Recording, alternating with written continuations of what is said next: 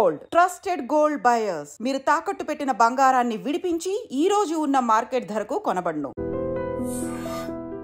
Social మీడియాలో viral అయిన ఒక పోస్టుతో విశాఖ ప్రజలు ఒక్కసారిగా ఉలిక్కిపడ్డారు.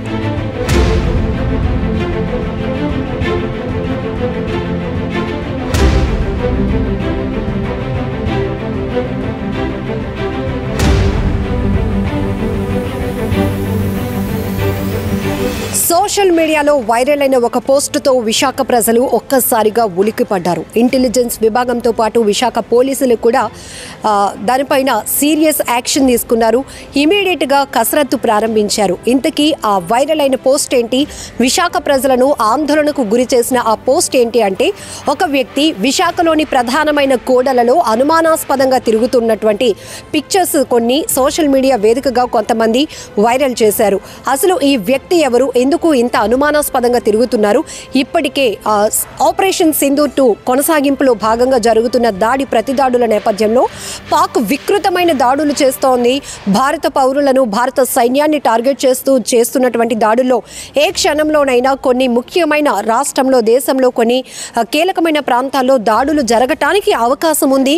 ఆ స్థాయిలోనే కొన్ని కేటగిరీస్ వైజ్గా కూడా కొన్ని ప్రాంతాలను కేంద్ర ప్రభుత్వం అయితే డిక్లేర్ చేసింది. అందులో విశాఖపట్నం కేటగిరీ 2లో ఉంది. అయితే ఈరోజు ఉదయం ఒక వ్యక్తి చాలా హైట్ ఉన్నారు, గెడ్డాలు కూడా గట్టిగా అంటే పొడుగ్గా కనపడుతున్నాయి. మరొక వైపు ఆయన అనుమానాస్పదంగా చూస్తున్నటువంటి ఆయన బిహేవియర్ కానీ, చూపులు కానీ కొంత అనుమానం కలిగించే విధంగానే ఉంది. ఎక్కువగా మనకి సిరిపురం అలాగే జగదాంబ కూడలిలో పెట్రోల్ బంక్ దగ్గర ఎక్కువగా క్రౌడ్ ఉన్న ప్లేసెస్లో ఆయన అనుమానాస్పదంగా తిరుగుతూ అటు ఇటు ఏదో కొంత అనుమానం కలిగించే విధంగానే ఆయన బిహేవియర్ ఉండటంతో సోషల్ మీడియాలో కొంతమంది ఈ ఫొటోస్ని వైరల్ చేశారు. ఇమీడియట్గా పోలీస్ అధికారులు దీనిపై ఫోకస్ పెట్టాలి అని ట్యాగ్ చేసినటువంటి ఆ పోస్ట్ అయితే తీవ్రంగా సీరియస్గా తీసుకుంది విశాఖ పోలీస్ శాఖ. అయితే ఆ వ్యక్తి ఎక్కడెక్కడికి వెళ్ళారు, ఆయన కదలికల్ని కూడా ఫోకస్ చేసింది. ఆఖరికి మధురవాడ పోలీసులు అతన్ని అదుపులోనికి తీసుకున్నారు. ఆ తర్వాత పోలీసులకు వచ్చినటువంటి కొంత సమాచారంతో అంతా ఊపిరి పీల్చుకున్నారు. ఈ వ్యక్తి ఆర్మీలో పనిచేసి రిటైర్డ్ అయ్యారు. 2023లో ఆయన రిటైర్ అయినట్టు తెలుస్తోంది. ఈయన పేరు పెంకి ప్రవీణ్ కుమార్, పక్కి విలేజ్, విజయనగరం జిల్లాకు చెందినటువంటి వ్యక్తి.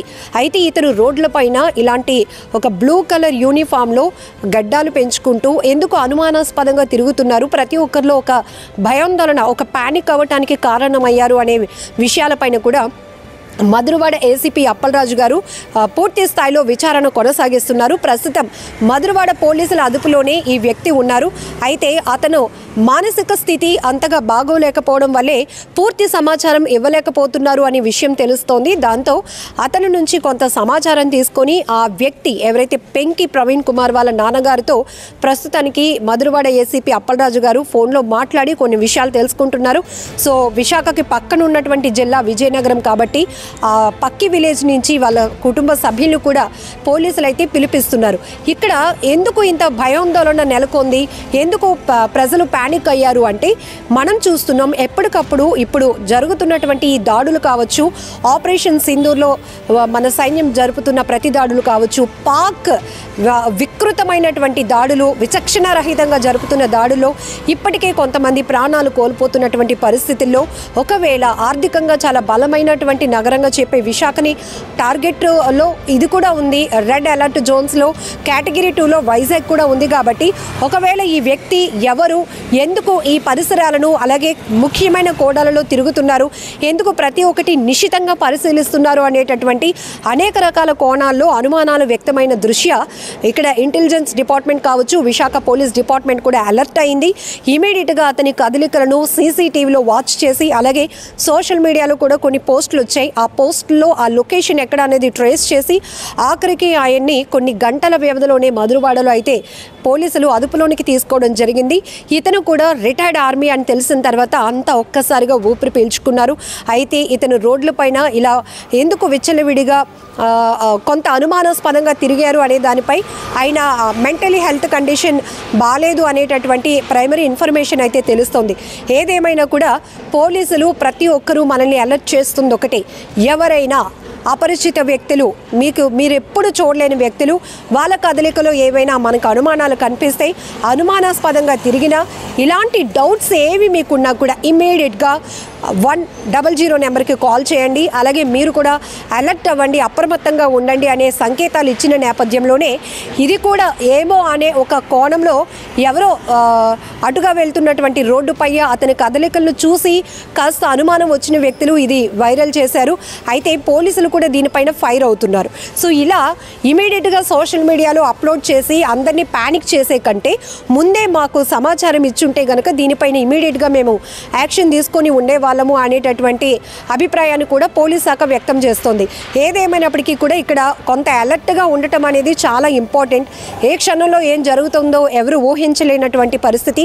కానీ ప్రతి ఒక్కరిని సిద్ధం చేస్తోంది కేంద్ర ప్రభుత్వం. దానిలో భాగంగానే మనం సేఫ్టీ మాక్ డ్రిల్స్ చూసాం, బ్లాక్అవుట్ చూసాం. ఎందుకంటే ఎక్కడైతే ఉగ్రవాదులు అలాగనే పాకిస్తాన్ సైన్యం జరుపుతున్నటువంటి ఈ పాకిస్తాన్ ఆర్మీ చేస్తున్నటువంటి దాడుల్లో కావచ్చు, చాలామంది అమాయకుల్ని అలాగనే జనావాసాలు ఉన్నటువంటి ప్రాంతాలని టార్గెట్ చేస్తూ ఉంది.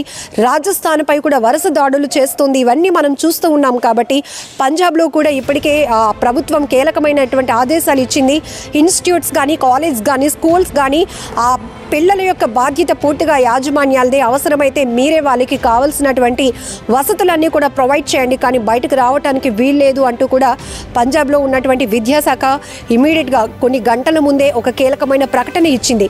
సో ఈ నేపథ్యంలోనే కేంద్రం ఎప్పటికప్పుడు అలర్ట్లు ఇస్తోంది, డైరెక్షన్స్ ఇస్తోంది. దాంతోనే ఆయా రాష్ట్రాలు ఏవైతే ఇప్పుడు పాక్ టార్గెట్ చేస్తున్నటువంటి రాష్ట్రాల్లో దాడులు జరుగుతున్నాయో ఆ ప్రభుత్వాలు మాత్రం, ఆ రాష్ట్ర ప్రభుత్వాలు ఇమీడియట్గా అలర్ట్ అవుతూనే ప్రజల్ని అప్రమత్తం చేస్తున్నాయి. ఇందులో స్కూళ్లకు, కాలేజీలకు సంబంధించి కూడా ఒక ప్రకటన మనం చూసాం.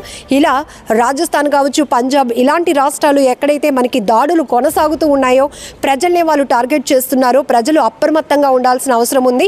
అలానే రెడ్ జోన్ కేటగిరీస్లో ఏవైతే కేటగిరీ 1, కేటగిరీ 2, కేటగిరీ 3లో ఏ ప్రాంతాలు ఉన్నాయని కూడా ఇప్పటికే కేంద్రం మొన్ననే ప్రకటన విడుదల చేసింది. ఆ ప్రాంతాల్లో ఖచ్చితంగా దేశంలో 244 ప్రాంతాల్లో సేఫ్టీ మాక్ డ్రిల్స్ నిర్వహించడానికి కూడా కారణం అదే.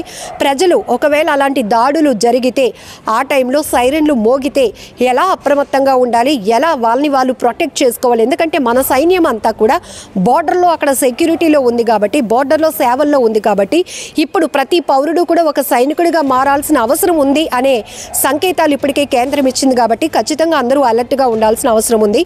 సో ఏది ఏమైనా ఇప్పుడు ఈ అనుమానాస్పదంగా తిరిగినటువంటి వ్యక్తి ఒక రిటైర్డ్ ఆర్మీ పర్సన్ అని తెలిసిన తర్వాత అంతా ఊపిరి పీల్చుకున్నారు.